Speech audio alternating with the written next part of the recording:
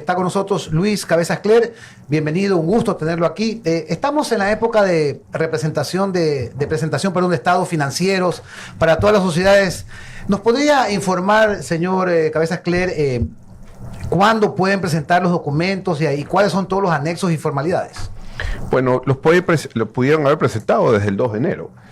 El plazo tope es hasta el 30 de abril. Lo que debe presentarse son los estados financieros, conjuntamente con los balances, los informes de administradores, en caso de que tengan comisario, el informe del comisario, y en caso de que estén obligados a tener auditoría, también el informe de auditoría. Eso aprobado por la Junta General de Socios. ¿Y qué sucede si una empresa no presenta los documentos hasta la fecha límite? ¿Hay sanciones? Sí, la primera sanción que normalmente dispone la superintendencia es una multa que puede llegar hasta 12 salarios básicos. No obstante, esto siempre se impone la multa de un salario básico, que son $470. Para una empresa pequeña, obviamente, es un valor importante. Pero más que el tema de la multa, ese incumplimiento conlleva no tener el certificado de cumplimiento de obligaciones a partir de mayo.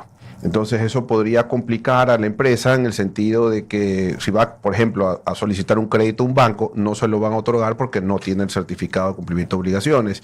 Y si quiere participar en una licitación pública, tampoco puede hacerlo porque no tiene el certificado de cumplimiento de obligaciones. Entonces, es una serie de situaciones que complicarían a las empresas el hecho de no presentar dentro de tiempo. Abogado, bienvenido a Punto de Orden. María Sol Pons le saluda. El Ecuador le interesa mucho el crecimiento y desde la superintendencia que usted preside, pues se conoce la data con respecto de la nueva creación de empresas, cuántas se registran, cómo se registran. ¿Qué información tiene usted o nos puede compartir al respecto de cómo está la salud económica midiendo la tasa de crecimiento de la creación de empresas? Bueno, en los últimos años, desde la posibilidad de tener las sociedades por acciones simplificadas, conocidas como SAS, se han incrementado exponencialmente la constitución de compañías. Ahora, aprovecho la pregunta para responder algo que no se me ha preguntado, que hay preocupación supuestamente por la cantidad de compañías que se constituyen al día de hoy comparadas antes de la SAS. ¿Cuál es la diferencia? En realidad no es un tema de lavado, sino que los emprendedores antes tenían esa barrera para constituir empresas. ¿Cuál era la barrera? El costo de la constitución. Al día de hoy lo pueden hacer sin costo alguno, lo pueden hacer inclusive online. Entonces, eso ha simplificado y es un beneficio para los emprendedores poder constituir una compañía sin costo. Entonces, por eso muchas más personas se animan a constituir compañías que no existe esa barrera del costo. Visto que destrabar el proceso anima a emprendedores y a ciudadanos a entrar a la formalidad del mundo de los negocios, ¿tienen ustedes alguna otra cosa prevista con respecto de destrabar procesos para facilitar justamente la dinámica natural de las empresas? Sí, entre otras cosas, lo que hemos hecho desde mi ingreso en el mes de octubre del año anterior es que los procesos que ya existían, no solamente destrabarlos, sino acortar los plazos. En el tema de las SAS había tal cantidad de pedidos de constituciones de compañías que son revisadas por parte de la superintendencia que sí estaban demorando semanas, cuando debería ser en máximo 1 o 2 días. Entonces, al día de hoy hicimos un proceso en Guayaquil que ha funcionado. Al día de hoy se están aprobando en 24, máximo 48 horas la constitución de compañías y ya lo estamos implementando en el resto de regionales. Estamos trabajando al día de hoy en Quito para simplificar esos procesos. Por otra parte, volviendo al tema de la presentación de estados financieros, establecer beneficios para las personas que presenten a tiempo los estados financieros. Las contribuciones, de acuerdo a la ley, pueden llegar, son establecidas por el superintendente de compañías y pueden llegar al 1 por 1000 de los activos de las compañías. Entonces, lo que hemos dispuesto este año es, en primer lugar, que las compañías que tengan activos inferiores a $100,000 no paguen. Hasta el año anterior eran compañías que tenían activos inferiores a $75,000. Este año subimos ese umbral, se beneficia a 4,000 compañías más, se simplifica también la labor de la superintendencia por estos cobros pequeños que hay que hacer.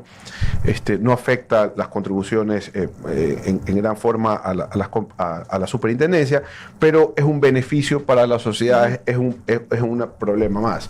Ahora, sin embargo, debemos ratificar que este beneficio se aplica para las compañías que tienen activos menos de $100,000, y para el resto hay un beneficio adicional que, como decía hace un momento, la superintendencia ha establecido la contribución en el 1 por 1000, que es el tope que establece la ley, pero las compañías que presenten a tiempo la información, es decir, hasta el 30 de abril, van a tener el beneficio de que ese valor es inferior. Dependiendo de los activos va subiendo, pero en todos los casos es inferior al 1 por 1000. Superintendente, muy buenos días. Oscar del Bruto le saluda. Usted ya nos ha dicho que es obligación de todas las compañías, independientemente de que tengan una próspera actividad comercial o ninguna actividad comercial, presentar estados financieros. Y yo le quería preguntar con respecto a dos cosas. La primera, usted dijo que hay algunas compañías que tienen que presentar informes de auditores. ¿Se nos podría decir qué compañías sí tienen que presentar informes de auditoría y qué compañías no, y en qué consistiría este informe de auditoría? Y la segunda es, ¿qué pasa si hay la obligación de reportar el nombre, en caso de que una compañía sea de propiedad de una persona extranjera, por ejemplo, que tenga su domicilio en Colombia, en Panamá o en otra parte del mundo, si esa información la tiene que compartir con la superintendencia también? O sea, decir quiénes son sus accionistas, digamos, en otros países. Sí, en el tema de los auditores, depende de varias situaciones. Por ejemplo, si sobrepasan de un número determinado de trabajadores, tienen la obligación de tener informe de auditoría. Si es que tienen cierta actividad que supera los umbrales establecidos en la reglamentación, también tiene, antes era $1 millón, ahora se bajó a $500,000, deben tener los informes de auditoría. Respecto del tema... Perdón, y auditor no es cualquier persona, es alguien que tiene que están calificados por la superintendencia. Están calificados por la superintendencia y tienen que hacer un proceso de calificación y demás.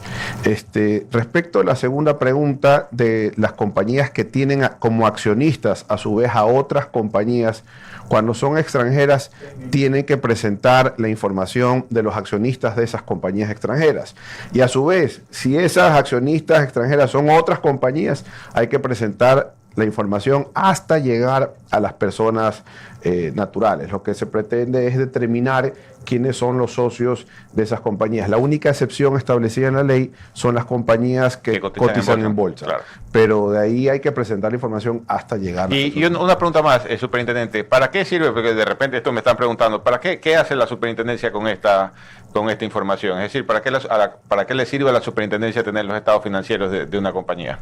Bueno, en primer lugar, obviamente, para establecer para realizar la labor de control, para ver de acuerdo a las distintas actividades o ramas, por ejemplo, cómo está el sector pesquero, cuántas compañías hay en ese sector, cuánto ha sido la facturación, hacer cuadros comparativos respecto de los años anteriores, a ver cómo va el progreso de esas sociedades. Obviamente, esa información va acompañada, como decía hace un momento, de la nómina de socios de las compañías, para ver quiénes son los socios, qué nuevos socios se han incorporado, si hay de repente socios que podrían estar vinculados con temas de lavado, para alertar a las... O sea, ustedes alertan a la UAFE, digamos. En ciertos casos nosotros alertamos, en otros ellos nos alertan a nosotros, porque ellos reciben, por ejemplo, la UAFE recibe reportes mensuales de las compañías que están de acuerdo a las resoluciones de la UAFE obligadas a presentar las declaraciones. La gran mayoría de ocasiones ellos son los que nos alertan a nosotros, pero a través de los estados financieros podríamos nosotros también alertar. Justamente eso le iba a preguntar. Superintendente, buenos días, un abrazo, un gusto tenerlo por acá. Ahora ya todo es online, o sea, todos esos trámites, por ejemplo, para presentar los estados financieros u otro tipo de trámites, ya todo se puede desarrollar online, ya no hay que ir a la ventanilla de servicio de la superintendencia, que habitualmente siempre estaba llena ahí en el piso 7, creo, del Banco Central. Y ahora se pueden hacer todo este tipo de cosas por online. Prácticamente todos los trámites pueden hacerse online, son muy pocos los que a veces se hacen físicamente, porque al día de hoy, con los adelantos tecnológicos, ya hace algunos años se había implementado el tema del usuario y clave. Claro. Entonces, los representantes legales tienen esos usuarios y pueden realizar, yo les decía hace un momento, desde la constitución de la compañía pueden hacerlo online. Ahora, hay personas que prefieren hacerlo físicamente. Igual hay el balcón de servicio. Igual hay el centro de atención al usuario, conocido como el CAU, donde se puede hacer el trámite, pero casi todo se puede hacer La online. superintendencia de compañía sigue teniendo sede oficial Guayaquil, ¿no? ¿Verdad? La matriz es en Guayaquil, sí. A diferencia de la super de bancos, es que ya se fue a Quito, tengo entendido. Sí, todas las superintendencias están en Quito, la única... Con excepción de Guayaquil. Y una pregunta final de mi parte.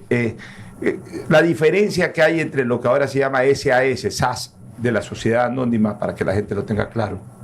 Con el resto de compañías. O sea, la diferencia entre ambas, entre lo que es una sociedad anónima y la SAS. Habían muchas diferencias. La ley de emprendimiento e innovación que se expidió en febrero del 2020, justo antes de la pandemia, por eso al principio no tuvo tanto empujo. Si no me equivoco, fue 28 de febrero y la primera SAS se constituyó en mayo, pero fue por la pandemia. La gente ni siquiera se enteró hasta después de que ya pudimos salir de la casa. Las diferencias al momento de la expedición de la ley eran muchísimas, pero en diciembre del mismo año expedía la ley de modernización a la ley de compañías, la cual equiparó muchos de los beneficios que tenían las SAS con el resto de las compañías. Entonces ya las diferencias se acortaron. Ahora, todavía siguen habiendo diferencias. Por ejemplo, las SAS se presenta en la superintendencia y se inscribe en la superintendencia en el registro de sociedades. El resto de compañías, la anónima, la limitada, que son las más utilizadas, después de las SAS, ya no se necesita ser ante notario, ahí está igual que la SAS, pero en cambio sí hay que ir a escribir al registro mercantil, lo cual conlleva un costo. Entonces, y de ahí sigue siendo la SAS un poco más flexible en cuanto a su normativa.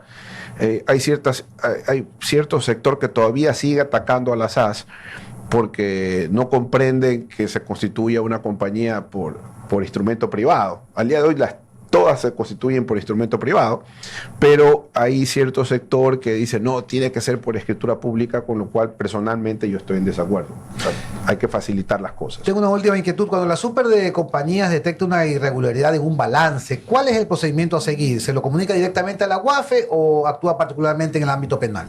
No, lo primero, para seguir el debido proceso, lo primero que se hace es pedir información a la propia compañía, porque no podemos estar denunciando cualquier situación que de repente puede ser solventada dentro de la labor de control. Entonces pedimos la información a la compañía, si presentan los descargos y se ha solventado el tema, ahí termina la labor de control. Ahora, si los descargos no son suficientes, se informa a las autoridades pertinentes o la superintendencia puede tomar acciones en el caso, como de una intervención o eventualmente hasta de una disolución de la compañía en caso de que las irregularidades sean de tal gravedad que amerite ese tipo de resolución.